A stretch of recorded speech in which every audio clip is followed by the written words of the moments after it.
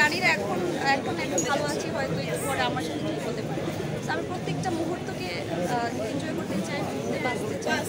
তো আমি কোনোভাবে প্ল্যান করিনি ঘটা করে যে আমার অনেক আছে যে আমার ভালো থাকতে হবে, ভালো থাকা ইম্পর্টেন্ট, এবং আমার আশেপাশে যারা আছে অনেক কোয়েশ্চেনের মধ্যে